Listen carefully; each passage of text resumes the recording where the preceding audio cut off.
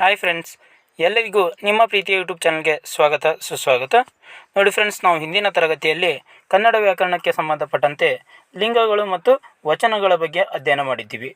ಅವುಗಳ ಕ್ಲಾಸ್ ಬೇಕಪ್ಪ ಅಂದರೆ ನನ್ನ ಪ್ಲೇಲಿಸ್ಟ್ನಲ್ಲಿ ಹೋಗಿ ಕನ್ನಡ ಗ್ರಾಮರ್ ಅಂತ ಕ್ಲಾಸ್ ಇರುತ್ತೆ, ಪ್ಲೇಲಿಸ್ಟ್ ಇರುತ್ತೆ, ಅಲ್ಲಿ ಹೋಗಿ ನೀವು ಎಲ್ಲ ಪ್ರೀವಿಯಸ್ ಕ್ಲಾಸ್ಗಳನ್ನು ನೀವು ನೋಡ್ಕೋಬೋದು. ಅದರ ಜೊತೆಗೆ TET GPSTR HSTR ಅಷ್ಟೇ ಅಲ್ಲದೆ ಕ್ರೈಸ್ಗೆ ಸಂಬಂಧಪಟ್ಟಂತೆ ಸೈನ್ಸ್ ಕ್ಲಾಸ್ಗಳನ್ನು ಕೂಡ ಮಾಡಿದ್ದೀನಿ. ಅಂದರೆ ಅವು ಗೋರ್ಮೆಂಟ್ ಬುಕ್ಸ್ ಕ್ಲಾಸ್ ಆಗಿರುತ್ತೆ. ಅವುಗಳ ಕ್ಲಾಸ್ ಬೇಕಪ್ಪ ಅಂದರೆ ನಿಮಗೆ ಅಲ್ಲೇ ಪ್ಲೇಲಿಸ್ಟ್ನಲ್ಲಿ ಗೋರ್ಮೆಂಟ್ ಬುಕ್ಸ್ ಸೈನ್ಸ್ ಕ್ಲಾಸ್ ಹತ್ತಿರುತ್ತೆ, ಅಲ್ಲಿ ಹೋಗಿ ನೀವು ನೋಡ್ಕೋಬೋದು. ಓಕೆನಾ. ನಾವು ಇವತ್ತಿನ ತರಗತಿಯಲ್ಲಿ ವಿಭಕ್ತಿ ಪ್ರತ್ಯಯಗಳು ಮತ್ತು ಅವುಗಳ ಕಾರಕಾರ್ಥಗಳ ಬಗ್ಗೆ ಅಧ್ಯಯನ ಮಾಡೋಣ. ಮೊದಲನೇದಾಗಿ ವಿಭಕ್ತಿ ಪ್ರತ್ಯಯ ಅಂದರೆ ಏನಂತ ನೋಡೋಣ. ನಾಮ ಪ್ರಕೃತಿಗಳ ಜೊತೆ ಸೇರಿ ಪದದ ಅರ್ಥವನ್ನು ಆಯಾ ಸಂದರ್ಭಗಳಿಗೆ ಅನುಗುಣವಾಗಿ ಬದಲಾವಣೆ ಮಾಡುವಂಥ ಪ್ರತ್ಯಯಗಳಿಗೆ ನಾವೇನಂತ ಕರಿತೀವಿ? ವಿಭಕ್ತಿ ಪ್ರತ್ಯಯಗಳು ಅಂತ ಕರಿತೀವಿ. ನೋಡಿ, ವಿಭಕ್ತಿ ಪ್ರತ್ಯಯಗಳು ಅಂದರೆ ಏನಪ್ಪ ಅಂದರೆ ಅವು ನಾಮಪದಗಳ ಜೊತೆ ಸೇರಿಕೊಂಡು ಆ ಪದದ ಅರ್ಥವನ್ನು ಏನು ಮಾಡ್ತಾವೆ? ಆಯಾ ಸಂದರ್ಭ, ಯಾವ ಸಂದರ್ಭಕ್ಕೆ ಅನುಗುಣವಾಗಿ ಏನು ಮಾಡ್ತಾವೆ, ಅಲ್ಲಿ ಯಾವ ಸಂದರ್ಭ ಇರುತ್ತಲ್ಲ ಆಯಾ ಸಂದರ್ಭಕ್ಕೆ ಅನುಗುಣವಾಗಿ ಬದಲಾವಣೆ ಮಾಡ್ತಾವೆ. ಅಂಥ ಪ್ರತ್ಯಯಗಳಿಗೆ ನಾವೇನಂತ ಕರಿತೀವಿ? ವಿಭಕ್ತಿ ಪ್ರತ್ಯಯಗಳು ಅಂತ ಕರಿತೀವಿ. ಓಕೆನಾ. ಈ ವಿಭಕ್ತಿ ಪ್ರತ್ಯಯಗಳು ಸ್ವತಂತ್ರವಾದಂಥ ಅರ್ಥವನ್ನು ಹೊಂದಿರುವುದಿಲ್ಲ. ಅಂದರೆ ಈ ವಿಭಕ್ತಿ ಪ್ರತ್ಯಯಗಳು ಇರ್ತಾವಲ್ಲ, ಇವು ಯಾವುದೇ ರೀತಿಯಾದಂಥ ಸ್ವತಂತ್ರ ಅರ್ಥವನ್ನು ಹೊಂದಿರುವುದಿಲ್ಲ. ಅಂದರೆ ಕೇವಲವಾಗಿ ಆ ವಿಭಕ್ತಿ ಪ್ರತ್ಯಯಗಳಿಗೆ ಪ್ರತ್ಯೇಕವಾದಂಥ ಅರ್ಥ ಇರೋದಿಲ್ಲ. ಅವು ನಾಮ ಪ್ರಕೃತಿಗಳ ಜೊತೆಗೆ ಸೇರಿಕೊಂಡು ಅವುಗಳ ಅರ್ಥವನ್ನು ಅವುಗಳ ಸಂದರ್ಭಕ್ಕೆ ಅನುಗುಣವಾಗಿ ಬದಲಾವಣೆ ಮಾಡ್ತವೆ. ಹೌದಾ? ಇವೇ ಒಂದು ಸ್ವತಂತ್ರ ಅರ್ಥವನ್ನು ಹೊಂದಿರುವುದಿಲ್ಲ. ಇವು ವಾಕ್ಯದಲ್ಲಿರುವ ನಾಮಪದ ಮತ್ತು ಕ್ರಿಯಾಪದದ ನಡುವಿನ ಸಂಬಂಧವನ್ನು ಮುಖ್ಯವಾಗಿ ಸೂಚಿಸುತ್ತವೆ. ಈ ವಿಭಕ್ತಿ ಪ್ರತ್ಯಯಗಳು ಏನು ಮಾಡ್ತವೆ ಅಂದ್ರೆ, ನಾಮಪದ ಇರುತ್ತಲ್ಲ, ಆ ನಾಮಪದ ಮತ್ತು ಕ್ರಿಯಾಪದದ ನಡುವಿನ ಸಂಬಂಧವನ್ನು ಮುಖ್ಯವಾಗಿ ಆ ಕೆಲಸವನ್ನು ಸೂಚಿಸುವಂಥ ಕೆಲಸವನ್ನು ಇವು ಮಾಡ್ತವೆ. ಯಾವುವು? ವಿಭಕ್ತಿ ಪ್ರತ್ಯಯಗಳು. ಉದಾಹರಣೆಗೆ ನೋಡ್ತಾ ಬರೋದಾದರೆ, ಇಲ್ಲಿ ನನ್ನ ಶಾಲೆಯು ಬಹಳ ದೂರದಲ್ಲಿದೆ. ಅಂದರೆ ಇಲ್ಲೇನಾಗಿದೆ ನೋಡ್ಬೋದು ನೀವು, ಇಲ್ಲಿ ಶಾಲೆಯು ಅಂತ ಇದೆಯಲ್ಲ, ಇದರಲ್ಲಿ ಶಾಲೆ ಅನ್ನೋದು ಒಂದು ನಾಮಪದ, ಅದಕ್ಕೆ ಒಂದು ಹೂ ಅನ್ನುವಂಥ ಒಂದು ವಿಭಕ್ತಿ ಪ್ರತ್ಯಯ ಸೇರಿಕೊಂಡು ಶಾಲೆಯೂ ಆಗಿದೆ. ಓಕೆನಾ. ನೆಕ್ಸ್ಟ್, ನಾನು ಆಟವನ್ನು ಆಡುತ್ತೇನೆ. ಆಟ ಅನ್ನೋದು ಒಂದು ವಿಭಕ್ತಿ ನಾಮ ಪ್ರಕೃತಿ ಅಥವಾ ನಾಮಪದ ಅಂತ ಕರಿತೀವಿ. ಅನ್ನು ಅನ್ನೋದು ಒಂದು ಏನು ಸೇರಿಕೊಂಡಿದೆ? ಇಲ್ಲಿ ವಿಭಕ್ತಿ ಪ್ರತ್ಯಯ ಸೇರಿಕೊಂಡಿದೆ. ಓಕೆನಾ. ಈ ರೀತಿಯಾಗಿ ಒಂದು ನಾಮ ಪ್ರಕೃತಿಯ ಜೊತೆಗೆ ಒಂದು ವಿಭಕ್ತಿ ಪ್ರತ್ಯಯ ಸೇರಿಕೊಂಡು ಆಯಾ ಸಂದರ್ಭಕ್ಕೆ ಅನುಸಾರವಾಗಿ ಅದೇನು ಮಾಡುತ್ತೆ? ಅರ್ಥವನ್ನು ಕೊಡುತ್ತೆ. ಹಾಗಾದರೆ ನೆಕ್ಸ್ಟ್ ಕಾರಕಾರ್ಥಗಳು ಅಂತ ಬರ್ತವೆ. ಹಾಗಾದರೆ ಕಾರಕಾರ್ಥಗಳು ಅಂದರೆ ಏನಪ್ಪ ಅಂದರೆ, ಕ್ರಿಯಾಪದಕ್ಕೂ ವಾಕ್ಯದ ಇತರ ನಾಮಪದಗಳಿಗೂ ಇರುವ ಸಂಬಂಧವನ್ನು ಕಲ್ಪಿಸುವ ನಾನಾ ಪ್ರಕಾರದ ವಿಭಕ್ತಿಗಳು ಸೂಚಿಸುವಂಥ ಅರ್ಥಕ್ಕೆ ನಾವೇನಂತ ಕರಿತೀವಿ? ಕಾರಕಾರ್ಥ ಅಂತ ಕರಿತೀವಿ. ನೋಡಿ, ಕಾರಕಾರ್ಥ ಅಂದರೆ ಏನೂ ಇಲ್ಲ, ಇಲ್ಲಿ ಕ್ರಿಯಾಪದಕ್ಕೂ ಮತ್ತು ವಾಕ್ಯದ ಇತರ ನಾಮಪದಗಳಿಗೆ ಏನು ಸಂಬಂಧ ಕಲ್ಪಿಸ್ತಾವಲ್ಲ ಆ ವಿಭಕ್ತಿ ಪ್ರತ್ಯಯಗಳು, ಅವುಗಳ ಸೂಚಿಸುವಂಥ ಅರ್ಥ ಇರ್ತೈತಲ್ಲ, ಆ ಅರ್ಥಕ್ಕೆ ನಾವು ಕಾರಕಾರ್ಥ ಅಂತ ಕರಿತೀವಿ. ಹೌದಾ? ಇದು ಏನು? ವಿಭಕ್ತಿ ಪ್ರತ್ಯಯ ಕ್ರಿಯಾಪದಕ್ಕೂ ಮತ್ತು ನಾಮಪದಗಳು ಇರುವಂಥ ಒಂದು ಸಂಬಂಧವನ್ನು ಕಲ್ಪಿಸ್ತೈತೆ ಅಂತ ಹೇಳಿದ್ದೀವಿ. ಆ ಸಂಬಂಧ ಯಾವ ಅರ್ಥವನ್ನು ಸೂಚಿಸ್ತೈತಲ್ಲ, ಅಂದರೆ ಯಾವ ಅರ್ಥವನ್ನು ಒಳಗೊಂಡಿರ್ತೈತಲ್ಲ, ಆ ಅರ್ಥವನ್ನೇ ಕಾರಕಾರ್ಥ ಅಂತ ಕರಿತೀವಿ. ಓಕೆನಾ. ನಮ್ಮ ವಿಭಕ್ತಿ ಪ್ರತ್ಯಯಗಳಲ್ಲಿ ಒಟ್ಟು 8 ವಿಧದ ನಾವು ಏನು ನೋಡ್ತೀವಿ? ವಿಭಕ್ತಿ ಪ್ರತ್ಯಯಗಳನ್ನು ನೋಡ್ತೀವಿ. ಅದರಲ್ಲೂ ಕೂಡ ಇದರಲ್ಲಿ ಹಳೆಗನ್ನಡ ಮತ್ತು ಹೊಸಗನ್ನಡ ಅಂತ ಬರುತ್ತೆ. ನಾವು ಇವತ್ತಿನ ತರಗತಿಯಲ್ಲಿ ಹಳೆಗನ್ನಡ ಮತ್ತು ಹೊಸಗನ್ನಡದ ಆ 8 ವಿಭಕ್ತಿ ಪ್ರತ್ಯಯಗಳನ್ನು ನೋಡೋಣ. ಅದರ ಜೊತೆಗೆ ಕಾರಕಾರ್ಥಗಳನ್ನು ಕೂಡ ನೋಡ್ತಾ ಬರೋಣ ಬನ್ನಿ.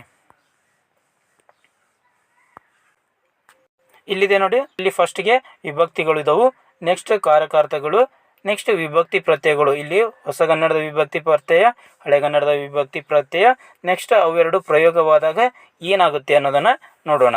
ಮೊದಲನೇದಾಗಿ ಒಟ್ಟು 8 ವಿಭಕ್ತಿ ಪ್ರತ್ಯಯಗಳನ್ನು ನೋಡ್ತೀವಿ. ಒಂದನೇದು ಪ್ರಥಮ, ದ್ವಿತೀಯ, ತೃತೀಯ, ಚತುರ್ಥಿ, ಪಂಚಮಿ, ಷಷ್ಠಿ, ಸಪ್ತಮಿ ಮತ್ತು 8ನೇದಾಗಿ ಸಂಬೋಧನಾ ಅಂತೇಳಿ ಈ 8 ರೀತಿಯ ವಿಭಕ್ತಿ ಪ್ರತ್ಯಯಗಳನ್ನು ನೋಡ್ತೀವಿ. ಹೌದಾ? ಇತ್ತೀಚೆಗೆ ಸಂಬೋಧನವನ್ನು ಜಾಸ್ತಿ ಯೂಸ್ ಮಾಡ್ತಾ ಇಲ್ಲ, 7 ಅಂತ ಹೇಳ್ತಾರೆ. ಆದರೂ ಕೂಡ ಈ ಗೋರ್ಮೆಂಟ್ ಬುಕ್ಸ್ನಲ್ಲಿ 8 ಕೊಟ್ಟಿದ್ದಾರೆ. ಈ 8ರದ್ದು ನಾವು ಇವತ್ತು ಅಧ್ಯಯನವನ್ನು ಮಾಡ್ತಾ ಹೋಗೋಣ. ಮೊದಲನೇದಾಗಿ ಪ್ರಥಮ ಅಂತ ಬರುತ್ತೆ. ಪ್ರಥಮದ ವಿಭಕ್ತಿ ಪ್ರತ್ಯಯ ಹೊಸಗನ್ನಡದ ನೋಡ್ತಾ ಬರೋದಾದರೆ ಹೂ ಅಂತ ಬರುತ್ತೆ. ಏನಂತ ಬರುತ್ತೆ? ಪ್ರಥಮದ ವಿಭಕ್ತಿ ಪ್ರತ್ಯಯ ಹೊಸಗನ್ನಡದಲ್ಲಿ ಹೂವು, ಹಳೆಗನ್ನಡದಲ್ಲಿ ನೋಡ್ತಾ ಬರೋದಾದರೆ ಮ ಅಂತ ಬರುತ್ತೆ. ಏನಂತ ಬರುತ್ತೆ? ಮ. ಹೌದಾ?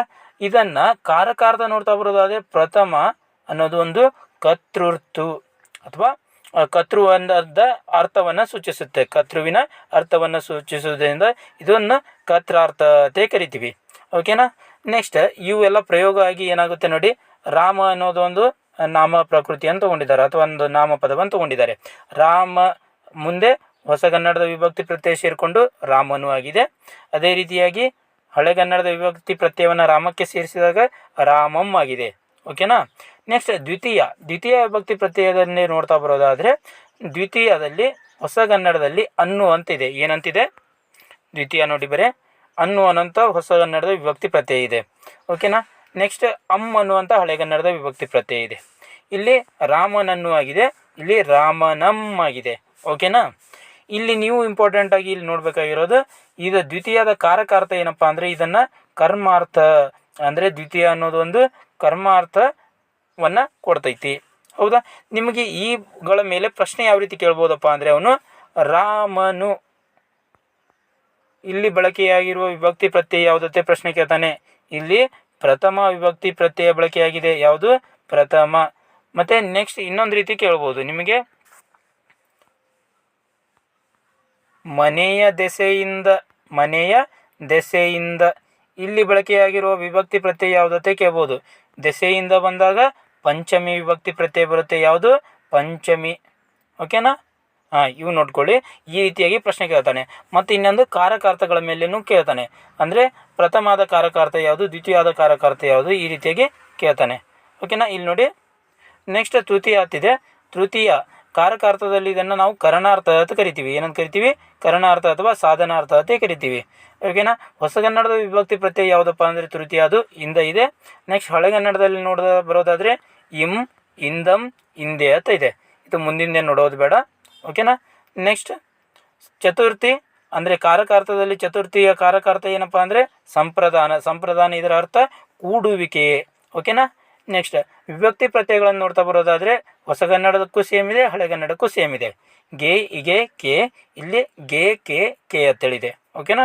ನೆಕ್ಸ್ಟ್ ಪಂಚಮಿದು ಕಾರಕಾರ್ಥ ಏನಿದೆ? ಅಪಾದಾನ ಅಂದರೆ ಇಲ್ಲಿ ಅಗಲಿಕೆ ಉಂಟಾಗ್ತಾ ಇದೆ. ಏನು ಉಂಟಾಗ್ತಾ ಇದೆ? ಅಗಲಿಕೆ. ಹೌದಾ.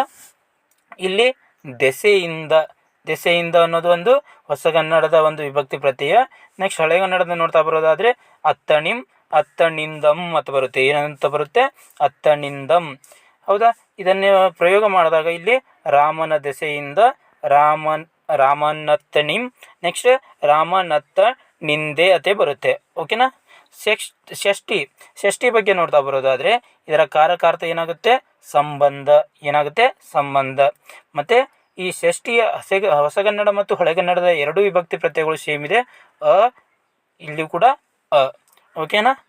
ನೆಕ್ಸ್ಟ್ ಇದರಲ್ಲಿ ನಾವು ಇದನ್ನು ಪ್ರಯೋಗ ಮಾಡಿದಾಗ ಅಂದರೆ ನಾಮ ಪ್ರಕೃತಿಗೆ ಸೇರಿಸಿದಾಗ ರಾಮ ಎಂಬ ನಾಮ ಪ್ರಕೃತಿಗೆ ಇಲ್ಲಿ ನಾಮಪದ ಅಥವಾ ಕರಿಬೋದು, ನಾವು ನಾಮ ಪ್ರಕೃತಿ ಅಂತ ಕೂಡ ಕರೀಬೋದು. ಯಾಕಂದರೆ ನಾಮ ಪ್ರಕೃತಿ ಅಂದರೆ ಏನಪ್ಪ ಅಂದರೆ ನಾಮಪದದ ಮೂಲ ರೂಪ ಆಗಿರುತ್ತೆ. ಓಕೆನಾ. ಇಲ್ಲಿ ರಾಮನ್ ಆಗಿರುತ್ತೆ. ಏನಾಗುತ್ತೆ? ರಾಮನ್. ಹಳೆಗನ್ನಡದಲ್ಲೂ ಕೂಡ ರಾಮನ್ ಆಗುತ್ತೆ.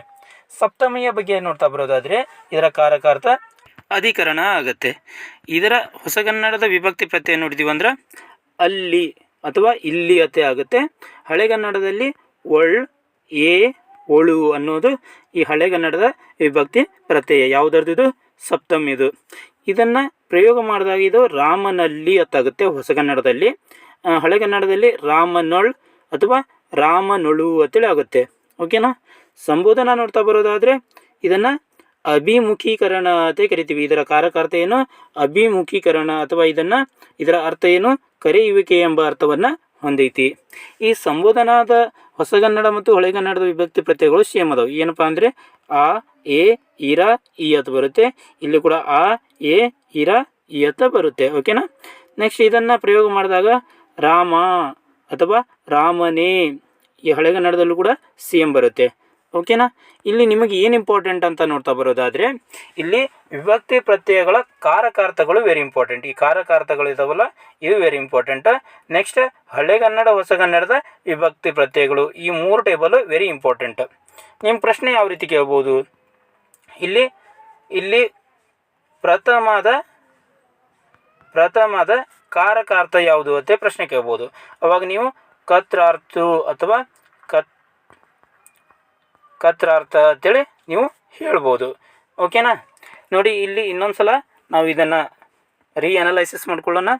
ಕತ್ರಾರ್ಥ ಅನ್ನೋದು ಪ್ರಥಮದ ಕಾರಕಾರ್ಥ, ಕರ್ಮಾರ್ಥ ಅನ್ನೋದು ದ್ವಿತೀಯದ ಕಾರಕಾರ್ಥ, ಕರಣಾರ್ಥ ಅನ್ನೋದು ತೃತೀಯದ ಕಾರಕಾರ್ಥ. ಹೌದಾ. ನೆಕ್ಸ್ಟ್ ಚತುರ್ಥಿದು ಸಂಪ್ರದಾನ ಅಥವಾ ಇದು ಕೂಡುವಿಕೆ ಆತೈತಿ. ನೆಕ್ಸ್ಟ್ ಪಂಚಮಿದು ಅಪಾದಾನ, ಇಲ್ಲಿ ಅಗಲಿಕೆ ಉಂಟಾಗಬೇಕು. ಷಷ್ಠಿ ಸಂಬಂಧ ಆತೈತಿ. ಸಪ್ತಮಿ ಅಧಿಕರಣ, ಸಂಬೋಧನಾ ಅಭಿಮುಖೀಕರಣ ಅಥವಾ ಇದು ಕರೆಯುವಿಕೆಯತೆ ಅರ್ಥವನ್ನು ಕೊಡ್ತೈತಿ.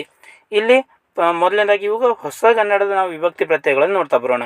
ಪ್ರಥಮ ಉ, ದ್ವಿತೀಯ ಅನ್ನು, ತೃತೀಯ ಇಂದ, ಚತುರ್ಥಿ ಗೆ ಇಗೆ ಕೆ ಅಕ್ಕೆ, ಪಂಚಮಿ ದೆಸೆಯಿಂದ, ಷಷ್ಠಿ ಅ, ಸಪ್ತಮಿ ಅಲ್ಲಿ ಇಲ್ಲಿ, ಸಂಬೋಧನಾ ಆ ಎ ಇರ ಇ. ಓಕೆನಾ. ಇವು ನೆನಪಿಟ್ಕೊಳ್ಳಿ. ನೆಕ್ಸ್ಟ್ ಈಗ ಹಳೆಗನ್ನಡದ ನೋಡ್ತಾ ಬರೋಣ.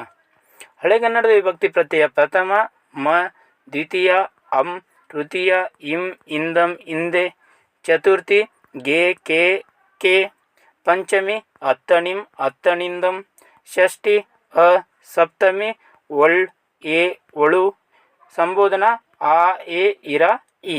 ಹೌದಾ. ಇವೆಲ್ಲವನ್ನು ನೀವು ಒಂದು ಸ್ಕ್ರೀನ್ಶಾಟ್ ತೊಗೊಳ್ಳಿ ಅಥವಾ ಒಂದು ನೋಟ್ ಮಾಡ್ಕೊಳ್ಳಿ. ಇವು ಅಂದ್ರೆ ವೆರಿ ಇಂಪಾರ್ಟೆಂಟ್. 1 ರಿಂದ 2 ಅಂಕ ಎಲ್ಲ ಎಕ್ಸಾಮ್ಗಳಲ್ಲಿ ಕೂಡ ಫಿಕ್ಸ್ ಕೇಳ್ತಾನೆ. ಓಕೆನಾ. ಇದಿಷ್ಟು ಏನಾಗಿತ್ತಪ್ಪ ಅಂದರೆ ವಿಭಕ್ತಿ ಪ್ರತ್ಯಯ ಮತ್ತು ಕಾರಕಾರ್ಥಕ್ಕೆ ಸಂಬಂಧಪಟ್ಟಂತೆ ಕ್ಲಾಸ್ ಆಗಿತ್ತು. ಇದೇ ರೀತಿಯ ಇನ್ನಿತರ ಕ್ಲಾಸ್ಗಳಿಗಾಗಿ ನಮ್ಮ ಚಾನಲನ್ನು ಸಬ್ಸ್ಕ್ರೈಬ್ ಮಾಡ್ಕೊಳ್ಳಿ. ಧನ್ಯವಾದಗಳು.